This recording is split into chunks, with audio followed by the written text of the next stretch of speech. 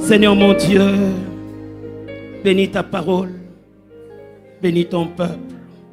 Amène-nous, Seigneur, à saisir correctement ta pensée et que ce message soit comme une pluie qui va arroser nos vies et va nous amener à une nouvelle dimension. Que par ce message que tu parles à ton peuple, que tu nous orientes, que tu nous délivres et que tu nous bénisses, que tu nous fasses énormément du bien. C'est en ton nom Jésus que nous avons prié et ensemble nous disons Amen.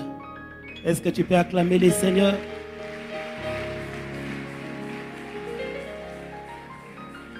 Alléluia. Que Dieu soit abondamment célébré. Amen. Nous sommes en train de parler du pouvoir du temps. Et ce matin, nous allons parler de lorsque les temps de Dieu sonnent. Lorsque les temps de Dieu arrivent. Lorsque c'est maintenant les temps de Dieu. Comment est-ce que les choses vont se passer? Nous allons nous tenir debout pour honorer la parole de Dieu.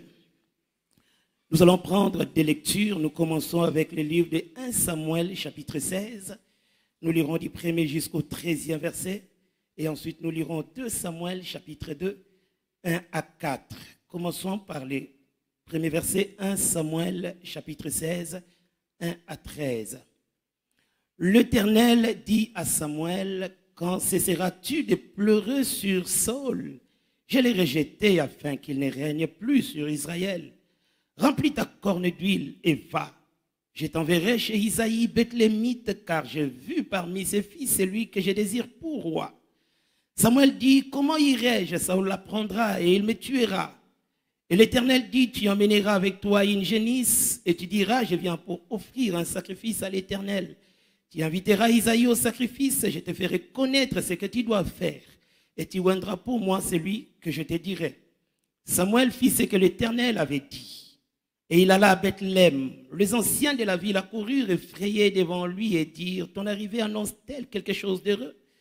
Il répondit, oui, je viens pour offrir un sacrifice à l'Éternel. Sanctifiez-vous et venez avec moi au sacrifice. Il fit aussi sanctifier Isaïe et ses fils et il les invita au sacrifice. Lorsqu'ils entrèrent, il s'est dit en voyant Eliab, certainement loin de l'Éternel est ici devant lui. Et l'Éternel dit à Samuel, ne prends point garde à son apparence et à la hauteur de sa taille, car je l'ai rejeté. L'Éternel ne considère pas ce que l'homme considère. L'homme regarde à ce qui frappe aux yeux, mais l'Éternel regarde au cœur. Isaïe appela Abinadab et le fit passer devant Samuel. Et Samuel dit, l'Éternel n'a pas non plus choisi celui-ci. Isaïe fit passer Shama. Et Samuel dit, l'Éternel n'a pas non plus choisi celui-ci. Isaïe fit passer ses 7 fils devant Samuel. Et Samuel dit à Isaïe, l'Éternel n'a choisi aucun d'eux. Puis Samuel dit à Isaïe, sont cela tous tes fils? Il répondit, il reste encore le plus jeune. Mais il fait paître les brebis. Alors Samuel dit à Isaïe, envoie-le chercher car nous ne nous déplacerons pas avant qu'il ne soit venu ici. Isaïe l'envoya chercher. Or, il était blond avec des beaux yeux et une belle figure. L'Éternel dit à Samuel, lève-toi, oins-le, car c'est lui. Samuel prit la corne d'huile. Il oignit au milieu de ses frères. L'esprit de l'Éternel saisit David à partir de ces jours. Et dans la suite, Samuel s'éleva et s'en alla à Rama. Terminons par 2 Samuel. 2 Samuel, chapitre 2, 1 à 4. Après cela, David consulta l'Éternel en disant, monterai-je dans une des villes de Juda? L'Éternel lui répondit, monte. David dit, où monterai-je? Et l'Éternel répondit, à Hébron. David y monta avec ses 2 femmes, Achinoa de Jizreel et Abigail de Carmel, femme de Nabal. David fit aussi monter les gens qui étaient auprès de lui, chacun avec sa maison, et ils habitèrent dans la ville d'Hébron. Les hommes de Juda vinrent, et là, ils oignirent David pour roi sur la maison de Juda. On informa David que c'était les gens de Jabès en Galade qui avaient enterré Saül. Acclamons la parole du Seigneur. Lorsque les temps de Dieu sonnent.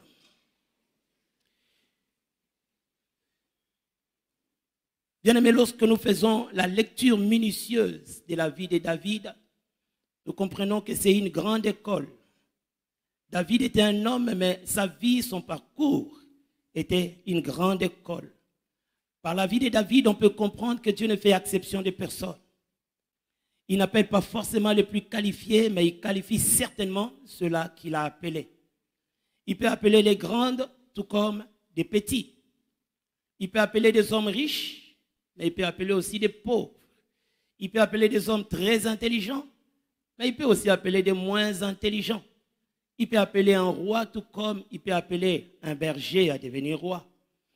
Là déjà, j'aimerais dire à quelqu'un, il ne faut pas te sous-estimer parce que Dieu ne te sous-estime pas.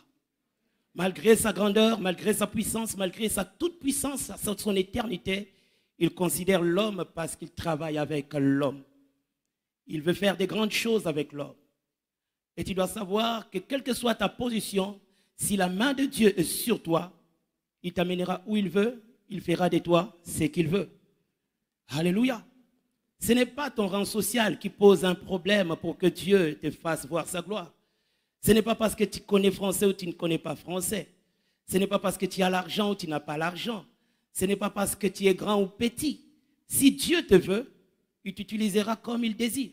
Et personne ne peut s'y opposer. Amen. Personne ne peut s'y opposer. La vie de David, nous pouvons la subdiviser en 3 parties. La première partie de sa vie, c'est les David comme berger. C'est là où nous connaissons les départs de David. On l'a connu comme étant un homme derrière les brebis, un homme derrière les troupeaux de son père. La deuxième partie de sa vie, c'est les David oint, mais qui n'a pas de trône. Un jour, il avait reçu l'onction, mais après l'onction, plus rien. Il était même retourné derrière les brebis. Il est redevenu ce qu'il était avant, mais avec toute l'onction qui était sur lui. Et la troisième partie de la vie de David, c'est les David rois. Ce qui avait commencé quelque part a pu atteindre le niveau le plus élevé. Alors nous allons commencer par l'étude de David comme berger. Un homme simple, un homme inconnu, mais passionné de Dieu et passionné de son travail. Déjà en tant que berger, David aimait Dieu. Dieu ne doutait pas de l'amour que David avait à son égard. Dieu savait que cet homme de David, il m'aime. Mais David était aussi passionné de son travail. Il aimait être berger. Il ne se plaignait pas. Il aimait ce qu'il faisait. Et il le faisait de tout son cœur. Mais malgré sa passion, malgré l'amour qu'il avait pour son travail, personne ne connaissait David le berger. Personne ne parlait de David le berger. On ne citait son nom nulle part. On ne faisait cas de lui nulle part. Un David berger, il pouvait passer inaperçu. Personne ne pouvait même le regarder à 2 fois. Vous savez, à l'étape du berger, c'est l'étape de l'anonymat. L'étape du berger, c'est l'étape de l'inconnu. Où tu es là, tu fais des grandes choses. Tu es passionné dans le travail que tu exerces. Tu as un appel vrai. Tu accomplis de grandes choses. Mais personne ne parle de toi. On ne cite ton nom nulle part. C'est une étape. C'est l'étape du berger. À l'étape du berger, c'est comme un chantier. Dans un chantier, rien n'est étonnant. C'est quand le travail finit qu'on peut voir, ah, c'était comme ça. Notre église sera très belle. Mais là, c'est encore un chantier. Personne ne fait cas de l'église La Compassion Limitée. Pourquoi? C'est encore les chantiers. Dans un chantier, il y a un mélange de tout et de rien. Vous pouvez voir des sables à côté, des ciments de l'autre côté, des caillasses de l'autre côté, des fers de l'autre côté. On mélange tout. C'est ça, au fait, l'étape du berger. Ta vie est mélangée. Ta vie est compliquée. Quand tu te regardes, tu te dis, est-ce que moi aussi, je serai la maison bâtie? Ce n'est qu'une étape. À l'étape du berger, on se pose plein de questions, mais on a moins de réponses. On regarde son présent, mais on ne voit pas son futur. On se dit, est-ce que la bénédiction viendra aussi? Est-ce que moi aussi, un jour, je deviendrai? Plein de questions, mais des fois, Dieu ne répond pas. Pendant qu'on est à l'étape du berger, on sert un grand Dieu. Mais nos vies sont petites. Tu adores Dieu qui est grand. Mais ta vie, elle est minime. Sans impact. Aucune influence. À l'étape du berger, c'est l'étape de la sémence. Où tu payes les prix pour un futur que tu ne connais pas. Mais tu crois seulement. Tu ne sais pas qu'est-ce qui adviendra demain. Mais tu crois seulement. C'est pendant qu'il était berger que David avait acquis le caractère de la grandeur. Bien-aimé, j'aimerais dire à quelqu'un, c'est quand on est encore petit qu'on développe le caractère de la grandeur. Ce n'est pas dans la grandeur qu'on développe la grandeur. La mentalité de la grandeur commence quand on est encore informé vide. C'est là où on commence déjà des choses. C'est pourquoi on peut voir quelqu'un qui est encore informé vide, mais on peut déjà dire que cet homme a de l'avenir. Tout simplement parce qu'on voit déjà les caractères qu'il développe. Il peut être là, il n'a pas d'habit. Mais il ne pêche pas. Il n'a pas d'argent, mais il garde son intégrité. Il vit dans la souffrance, mais il adore Dieu. Déjà par là, on peut dire cet homme avec ses styles de vie, il y a un avenir qui l'attend. Amen. Pendant qu'il était berger, David avait développé 3 qualités. La première qualité que David avait développée, il avait la mentalité de servir les autres. Bien aimé, vous savez, quand vous êtes encore à l'étape du berger, ne soyez pas les chefs, acceptez d'être serviteurs. Parce qu'il y a certaines personnes, il est encore à l'étape du berger, mais il veut faire semblant. Il veut jouer au maestro. Il veut jouer au patron alors qu'il est encore petit. Il doit vivre comme un petit. Amen. Ne joue pas aux apparences. Accepte ton état et crois que demain ça va changer. Alléluia. David, dans son attitude, il avait cet amour passionné de travailler pour les autres. Il était au service des autres. Regardons cet enfant qui était petit, le cadet de la famille. Mais c'est lui qui était presque le responsable de la famille. C'était lui qui était le gérant du patrimoine familial. Le troupeau de son père, ce n'est pas Eliab, ce n'est pas Abinadab, ce n'est pas Shama qui en prenait soin. C'est le petit David qui s'occupait du troupeau de papa Isaïe. Il avait cet amour de servir les autres. Cette volonté de se donner pour les autres. Et selon le monde, le grand, c'est celui-là dont tout le monde sert. Mais ce n'est pas comme ça devant Dieu. Pour Dieu, le grand, ce n'est pas celui que tout le monde sert. Pour Dieu, le grand, c'est celui qui est au service de tout le monde. Bien-aimé, fais-toi important devant Dieu, pas devant les hommes. Accumule des valeurs au devant de Dieu en servant les autres et non pas à chercher à ce que les autres te servent. Jésus dit dans Marc 9, verset 35, le plus grand, c'est celui qui est serviteur de tous. Nous, on peut te voir comme étant le plus grand, mais est-ce que Dieu te considère comme étant grand? Pour Dieu, c'est celui qui balaye l'église. C'est celui qui nettoie les toilettes. C'est celui qui s'occupe des plus pauvres. C'est celui qui est au service des autres que Dieu considère comme le plus grand. Et non pas celui qui est le chef. Celui qui se voit grand devant tout le monde. Pour Dieu, il les voit petits. David déjà, en tant que berger, il avait développé ses caractères de soutenir, d'aider, d'être au service des autres. Deuxième qualité qu'il avait développée, il avait appris à ne jamais céder. Lorsque vous lisez la vie de David, vous comprenez que c'était un homme très courageux. Il dit, lorsque le lion ou l'ours venait attraper un des brebis, il courait devant les lions. Il courait devant les lions. Au lieu que les lions les poursuivent, mais c'est lui qui poursuivait les lions. Bien, mais il faut être un guerrier pour avoir une telle attitude. Il faut être un élément pour poursuivre les lions. Et il poursuivait les lions, il arrachait la brebis de sa gueule. Un homme déterminé comme pas possible. Il ne voyait pas l'échec au devant de lui. Il ne voyait pas la défaite. Il ne voyait que le succès. Bien-aimé, si dans ta vie, tu as toujours la mentalité d'abandonner, un jour tu abandonneras ce qui fera ta force demain. Si pour moindre problème tu cèdes, moindre situation tu abandonnes, moindre problème tu cèdes, un jour tu vas céder aussi ton futur. C'est pourquoi celui qui a compris que dans la vie, on paye un prix pour devenir, il paiera les prix pour devenir. Alléluia. Quelqu'un peut entrer ici à l'église de compassion, il apprécie l'église, comme si c'était tombé du ciel, alors qu'il y a quelqu'un qui en a payé les prix. Il y a quelqu'un qui s'est sacrifié, qui a travaillé pour que nous ayons cette communauté que nous avons aujourd'hui. Bien, mais regarde dans ta vie, pourquoi tu cèdes aussi facilement? Pourquoi tu es un vrai abandonneur? Moindre problème, natiki nanga, nalebi nanga, nakoka nanga ite, ngana nanga mwasi, nanya yebisio koza mwasi.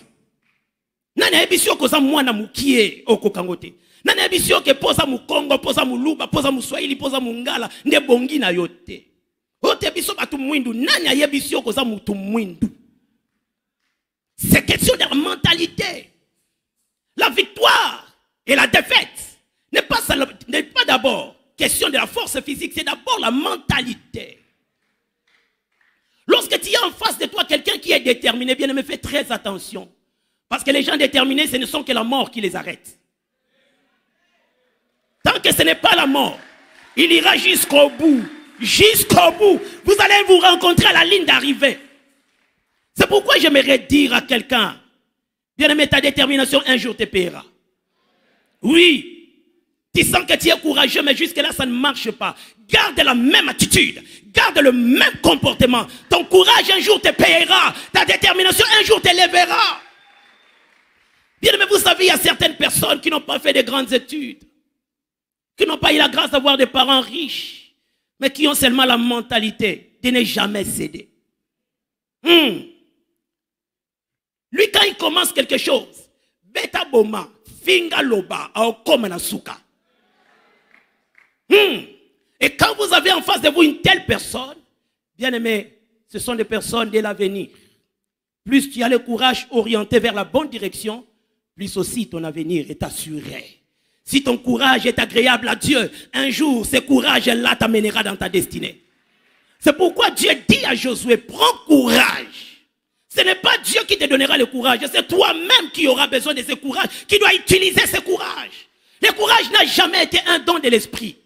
Lisez parmi les dons, tu ne verras pas le courage. C'est toi-même qui dois avoir le courage pour utiliser les dons de l'esprit. Je vous dis, tout don de l'esprit a besoin d'un bon courage pour aller jusqu'au bout.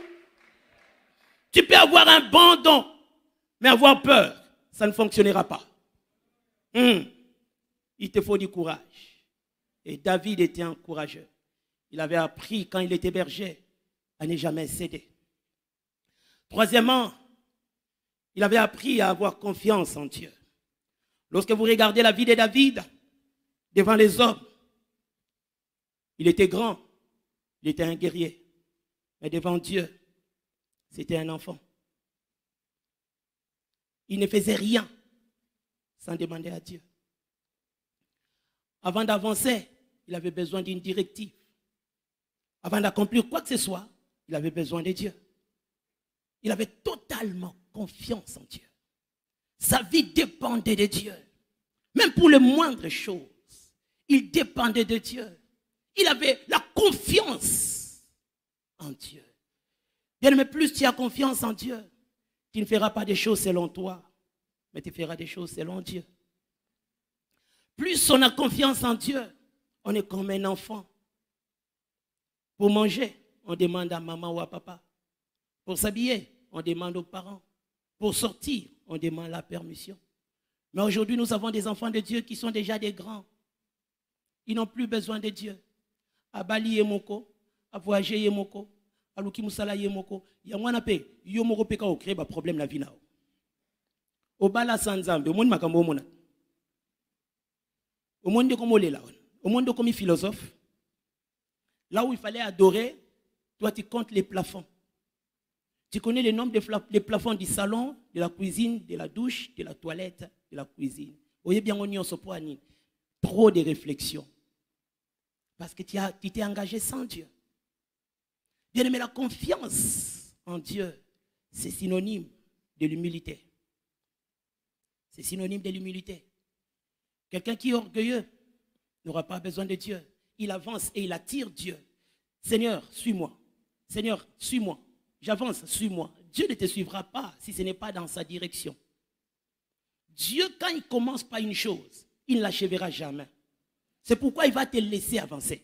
Et ce qui t'arrivera, c'est toi-même qui en payeras les prix. Alléluia.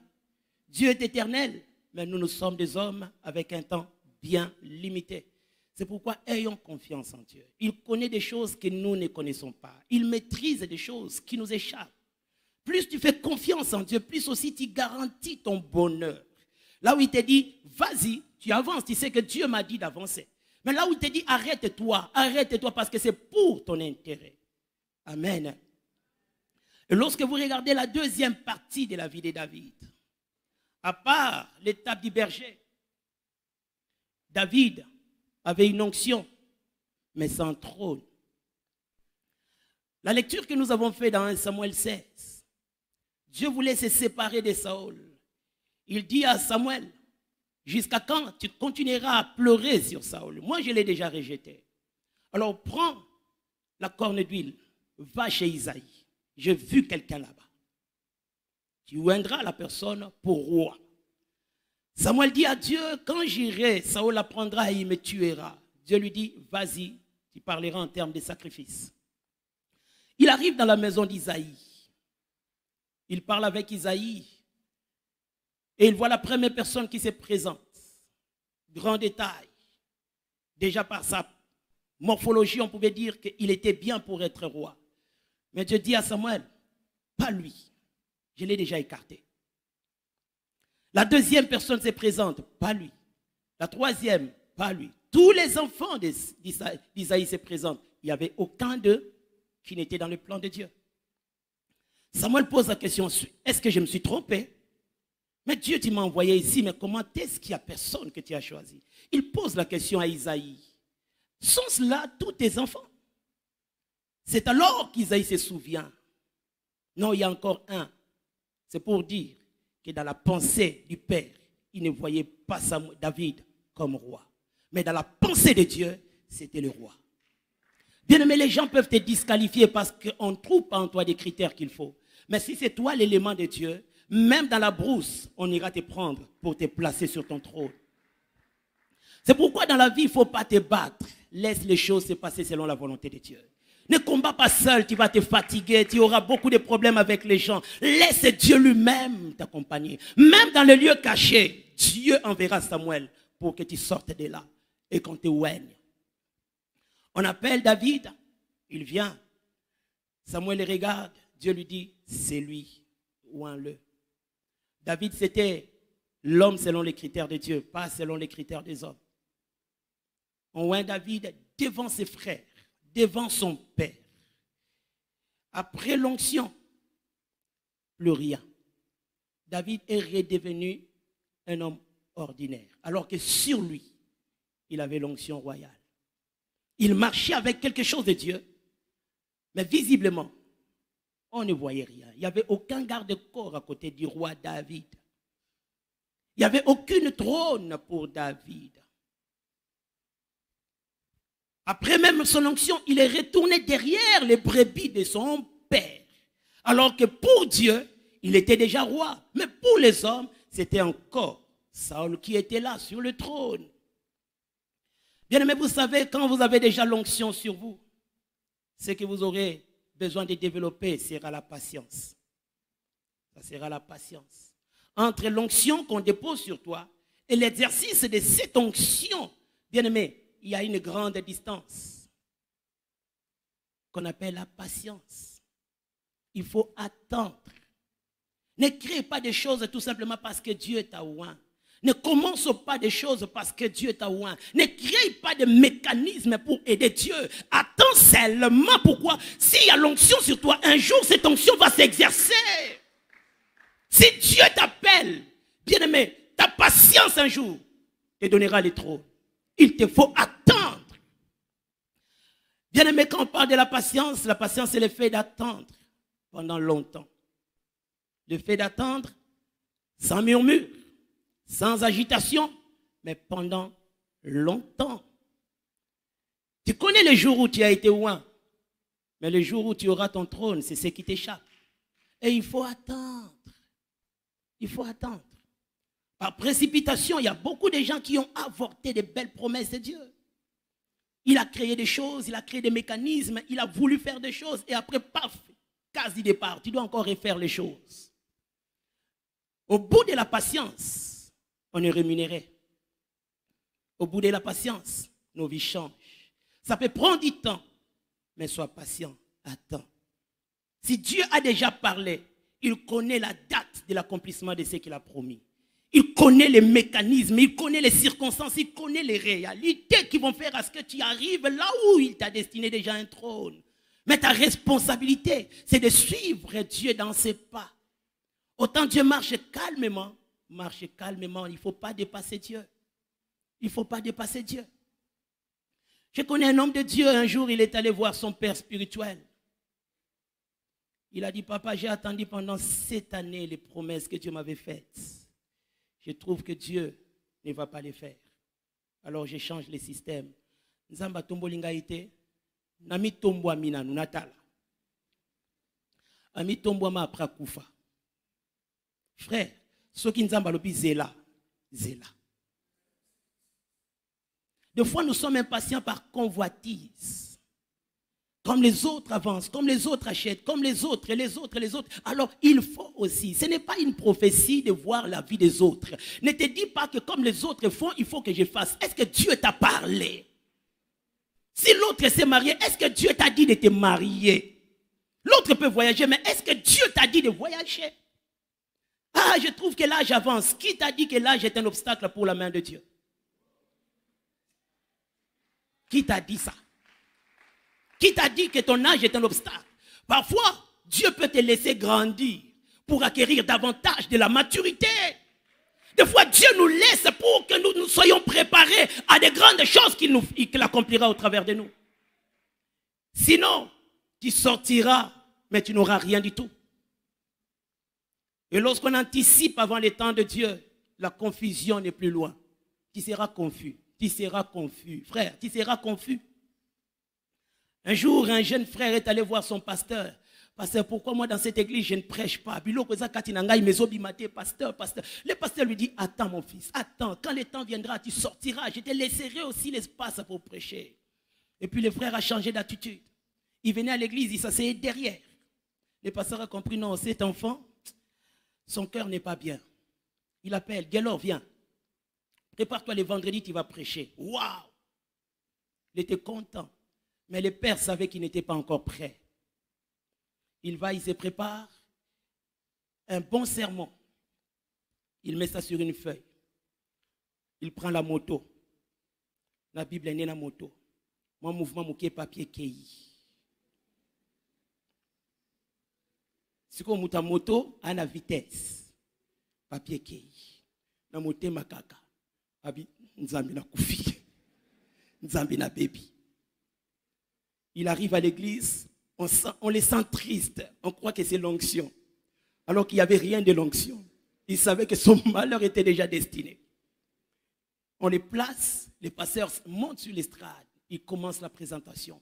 Un fils extraordinaire, un fils que j'aime beaucoup. Est-ce que vous l'aimez? Tout le monde acclame. On appelle les frères Gelor. Le frère Gelor monte humblement. Les gens disent, waouh, il a l'onction. Regarde comment il marche calmement. Il se tient du haut de la chair. Il y avait seulement 3 minutes de la prédication qu'il avait dans sa tête. Il n'y avait plus rien. Il commence. 3 minutes après, il n'y avait plus rien à dire. Il a commencé à bégayer. Tout le monde regardait. Qu'est-ce qui se passe? Est-ce que l'onction le trouble? Est-ce que Dieu s'est présenté à lui? Après, il s'est agenouillé. Papa, Limbisanga, Yosala qui n'a raison. Limbisanga, Yosala qui n'a raison. Son pasteur est venu, il a prié pour lui, il a repris son message. Il n'était pas prêt, mais il voulait faire des choses comme les autres. Frère, si tu dois encore attendre, donne-toi la discipline d'attendre. Dis en toi-même que j'attendrai jusqu'à ce que Dieu me présentera. Le moment de Dieu, c'est le moment idéal pour toi. Le temps de Dieu, c'est le temps favorable pour toi. Quand Dieu te cache, certainement, c'est pour de grands objectifs. Les secrets du lieu secret. Accepte les secrets avec Dieu. Quand il te présentera, tu vas rayonner. Tu auras quelque chose à dire. Quand il te présentera, on sentira que non, il est profond. Plutôt que de te précipiter et de nous raconter les histoires du journal que tu avais suivi hier.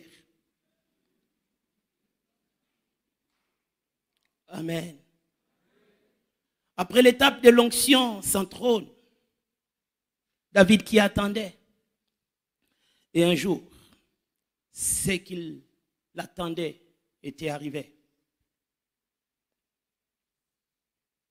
Il est entré dans sa royauté. La Bible dit que les gens de Juda sont venus pour le oindre.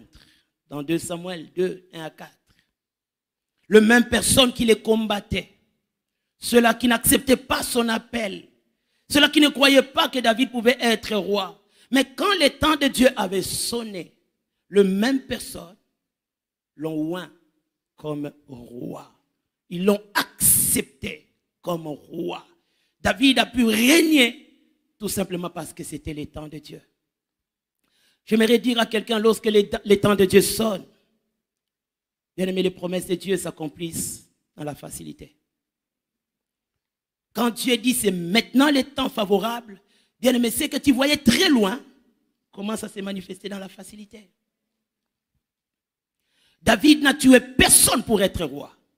Il n'a trahi personne pour avoir le trône. Il n'a volé le trône de personne. Mais il avait seulement attendu jusqu'à ce que le temps de Dieu sonne. Il n'a pas combattu contre Saül.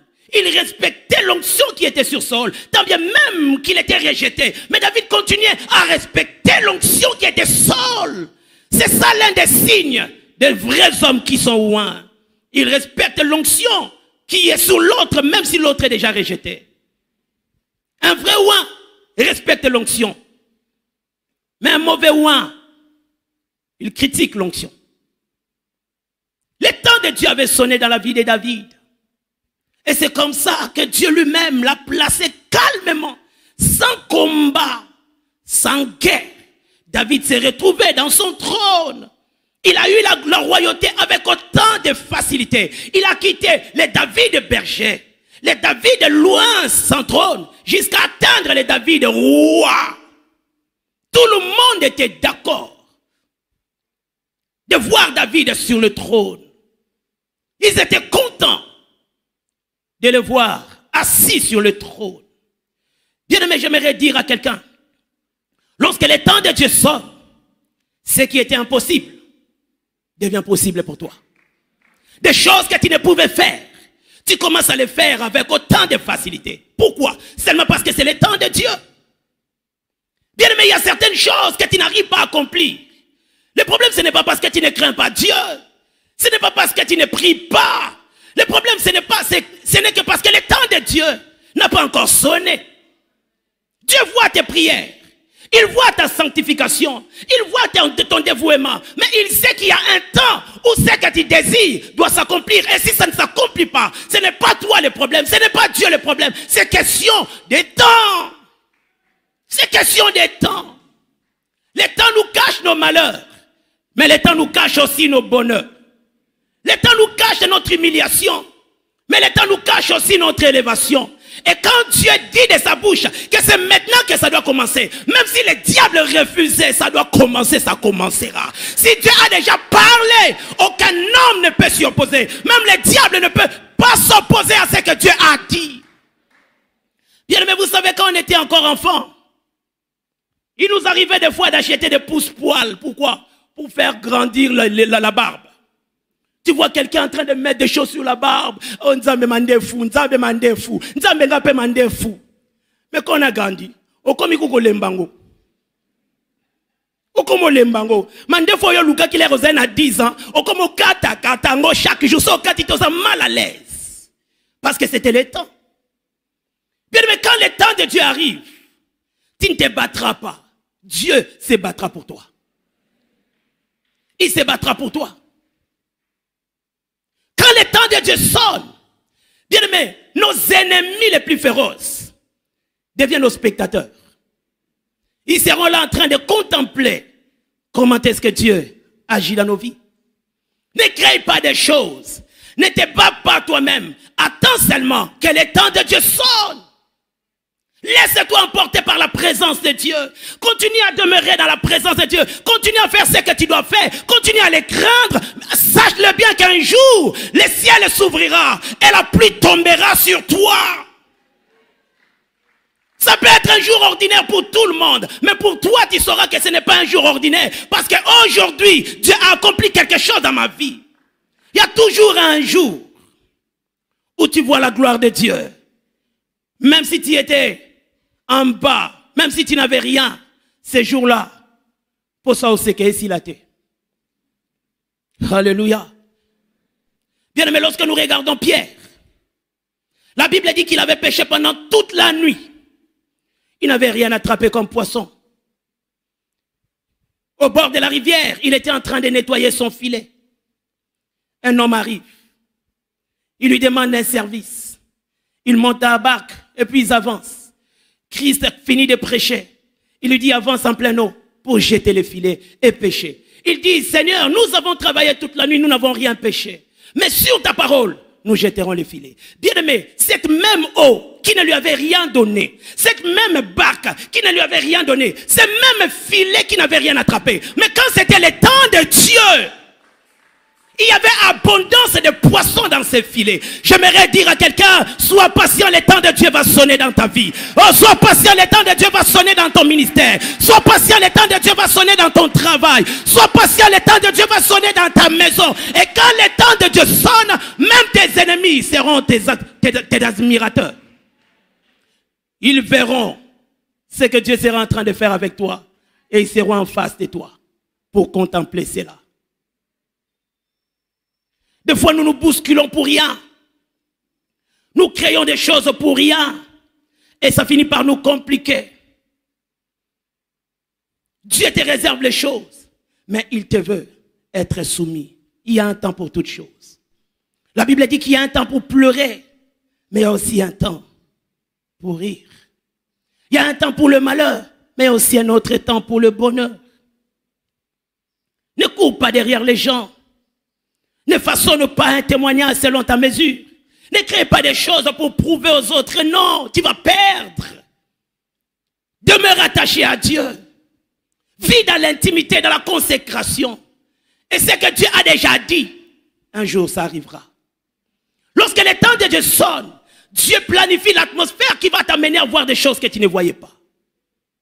C'est là Dieu qui crée l'atmosphère autour de toi, qui va permettre à ce que tu vives des choses que tu ne vivais pas auparavant.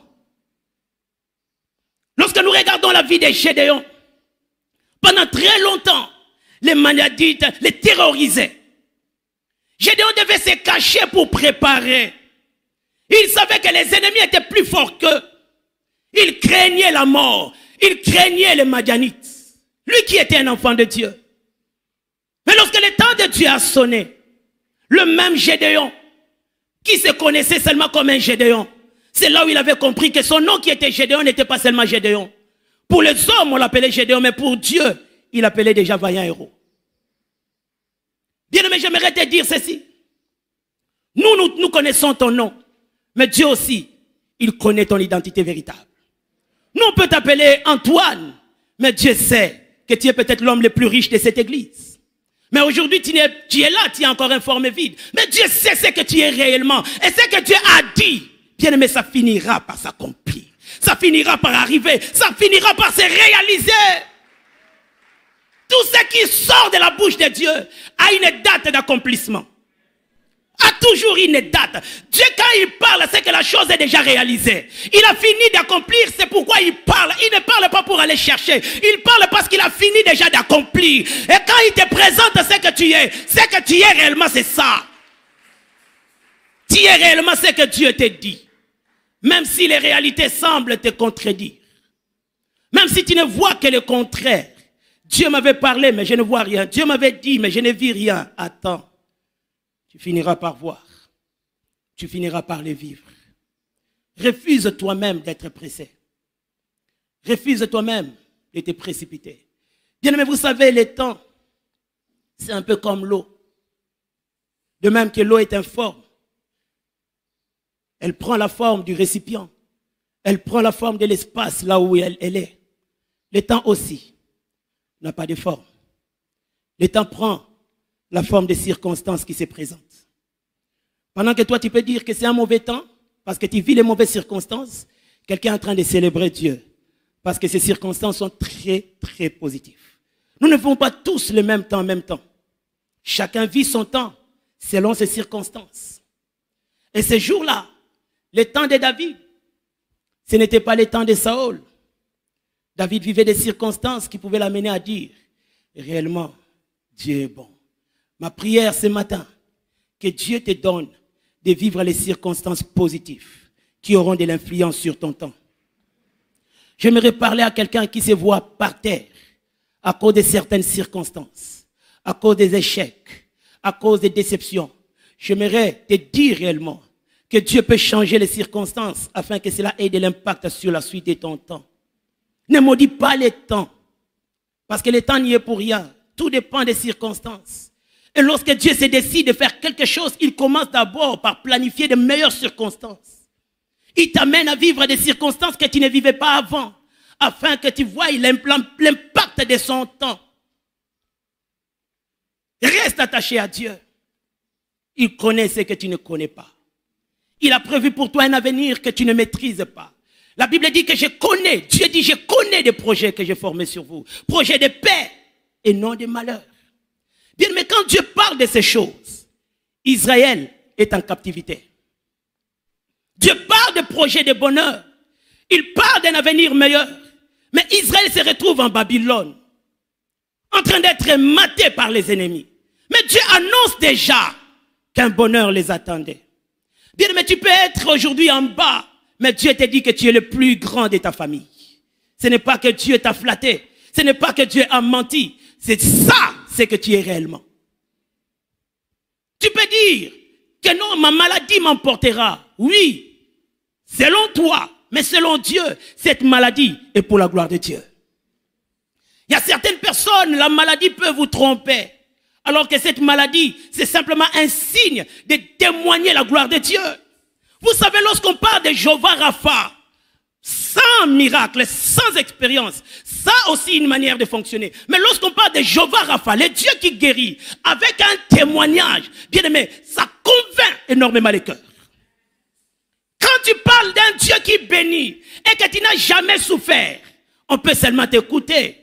Parce que tu connais, c'est pourquoi tu parles. Mais lorsque tu viens d'en bas et que tu as vu un parcours avec Dieu, quand tu te retrouves en haut et que tu dis Dieu bénit, tu regardes derrière comment est-ce que tu étais. Tu regardes comment est-ce que tu étais affamé, comment est-ce que tu manquais de tout et que Dieu t'a placé quelque part. Ce que tu dis aura de l'influence.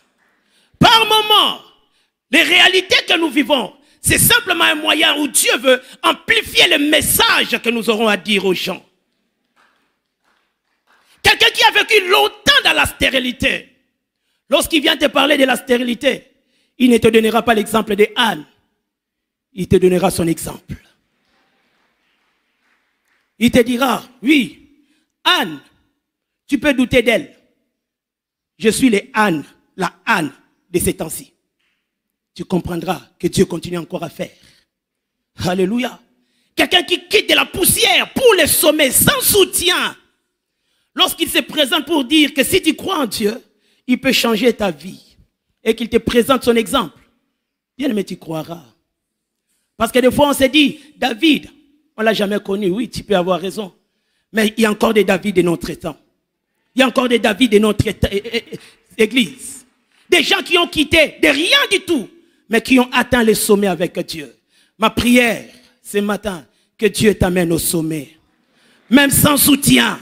Même sans connexion, que Dieu lui-même te tienne la main et qu'il te place sur ton trône. Si tu as l'étape du berger, ce n'est pas un problème. Si tu as l'onction sans trône, ce n'est pas un problème. Mais je sais qu'avec Dieu, il y a toujours une possibilité pour nous faire voir sa gloire. Reste attaché à lui. Il est un vrai coach. Il sait que pour que le match réussisse, au côté terrain, yo au côté na ebandelité, au côté na souka, po yo ndom to o memabu. Yo quand on a souka match pour y changer valeur à match. Ta présence dans ta famille est stratégique. Aujourd'hui, on te voit là. Personne ne sait que la parcelle que vous allez acheter demain, ça viendra de toi. Personne ne sait. Personne ne le sait. Personne ne le sait. Personne ne le sait. Le chef qui va diriger la famille, c'est toi. Mais aujourd'hui, tu es encore un étudiant. Dieu sait ce qu'il est en train de faire. Le meilleur joueur de fois Batika Bono na réserve, il sait de tromperie na ennemi. Amoni ba Messi ba côté obi c'est qu'on a bloqué Messi alors que Messi mususu oya na sima. Tant boye bate aleki a chebu. Ya mwana ko sa makamo boye ko surprendre batu. C'est lui, non, ce n'est pas lui. C'est lui, non, c'est pas lui. Moi, je le connais. Il n'a rien. Tu as changé déjà. Les gens vont commencer à débattre sur toi. Et quand il te présentera, ils comprendront ce que Dieu a fait avec toi. Tenons-nous debout, nous allons prier. Je t'invite à prier. Demande à Dieu la patience. Peut-être tu es à l'étape du berger. Tu ne connais pas le futur qui t'attend. Tu ne connais pas la destinée qui t'attend. Ta vie est comme un chantier, informe et vide. Dis à Dieu, j'attendrai. J'attendrai. J'attendrai. Je refuse la précipitation. Je ne regarderai pas aux autres, mais mes yeux seront levés vers toi. Peut-être tu es déjà à cette étape de l'onction, mais sans trône. En ta ouin, tu as des belles promesses. Mais jusque-là, rien n'est manifeste. Rien n'est concret. Demande à Dieu la patience. Tu as besoin d'attendre. Tu as besoin d'attendre. Tu as besoin d'attendre. Tu as besoin d'attendre. Ce qui est vrai. Ce que Dieu a dit finira par s'accomplir. La patience finit par payer un jour. Dis à Dieu, j'attendrai.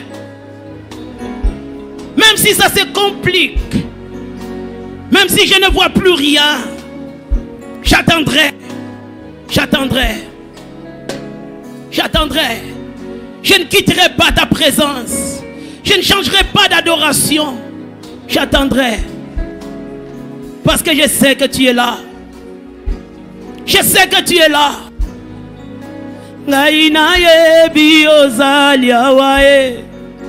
Koloyo zaliawa ponanga na yebi ozaliawa Yawe ozaliawa ponanga na tolike ozaliawa Yawe ozaliawa ponanga nandimi ete ozaliawa Koloyo zaliawa ponanga hata na maladi Yawe ozaliawa ponanga hata na chômage oyo ezoumela Yawe ozaliawa ponanga hata ba promesse na yo ezoumela yaya ozamalamu ponanga atako vinanga ekoti na mobulu Yawe na ngai ata miso na ngai ezomona te Yawe ata maladi elati nzoto na ngai Nandimi yawe yoko sala na bomoi na ngai Nateli yo motema yaya na ngai Yawe malamu nandimi ete yozaliawa yaya na ngai Mabikisi ya Babeli na tatolike yozaliawa yaya na pamboli yowe na lobi ete yozaliawa yaya na kumisi yowe na lobi ete yozaliawa yaya nanga. Levons nos mains, je veux prier pour clôturer. Bien-aimé, par ce message, Dieu a vu les cœurs. Il a vu des vies. Il a vu combien c'est compliqué. Il a vu combien c'est difficile. Il a vu cette réalité-là que tu caches, ces problèmes que tu entraînes, que tu ne sais même pas dire à quelqu'un d'autre. Dieu voit, il voit, il voit. Et il est le véritable consolateur. Seigneur mon Dieu, tu as dit dans ta parole que tu envoyas ta parole et ta parole guérit nos maladies. Tu connais, Seigneur, les imperfections, les limites que ton peuple est en train de traîner. Tu connais des choses que seul toi tu peux changer. Tu connais nos combats visibles et invisibles. Tu connais des réalités dans lesquelles nous sommes appelés à faire face jour après jour. Étant humain, Seigneur mon Dieu, nous sommes faibles, incapables de relever les défis seuls. Nous venons comme des enfants nous confier à toi. Seigneur mon Dieu, nous avons besoin de ta présence. Nous attendons le temps de ta promesse et nous croyons que ce temps arrivera et nos situations changeront. Je prie pour quelqu'un qui est malade. Seigneur, étends ta main et apporte la guérison divine dans son corps, dans son âme et dans son esprit. Je prie pour quelqu'un qui est découragé, qui traverse des situations inexplicables, des injustices qu'il n'arrive pas à comprendre dans sa famille, dans son travail, dans ses affaires. Je prie, Seigneur mon Dieu, toi qui es le juste juge, accomplis, Seigneur, ta justice et donne-lui gain de cause. Je prie pour une famille qui ne sait plus à quel sein se vouer, qui traverse une pauvreté sans pareil. Seigneur, étends ta main et résous les problèmes de cette famille. Seigneur, après ce temps, nous voulons dire réellement que tu nous as visités. Tu as arrosé nos vies et tu nous as changés. Que Dieu te bénisse.